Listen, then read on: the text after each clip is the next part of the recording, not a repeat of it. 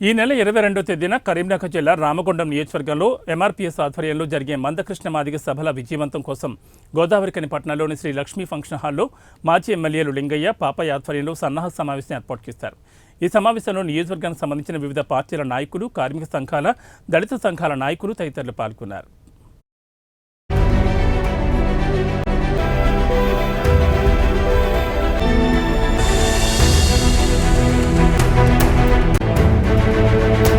సంవత్సరాల నుంచి పోరాడుతున్న మన వైరి వర్గం ఎవరైతున్నారో మనకు అందకుండా ఆ ఫలాలను అందకుండా చేస్తున్నందున ఇవాళ మొత్తం రాష్ట్ర వ్యాప్తంగా అందరం నాయకులు అంటే నేనైతే స్వయంగా చెప్తున్నా, నేను రిజర్వేషన్తో ఇక్కడ ఉన్న ఎవరు రిజర్వేషన్తో అంటే గెలిచిన వాళ్ళు గెలిచారు, కానీ నేనైతే రిజర్వేషన్తో 2 సార్లు గెలిచిన.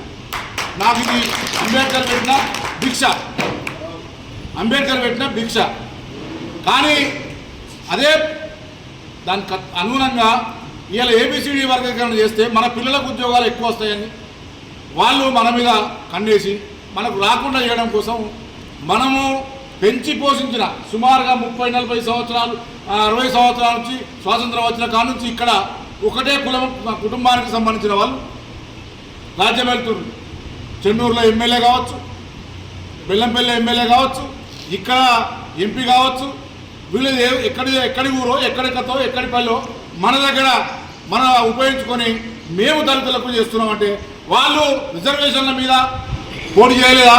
వాళ్ళు అంటే మరి ఎక్కువ డబ్బులు సంపాదించడం మేము అసలు రిజర్వేషన్ల మీద పోటీ చేయము అని ఊకున్నారా?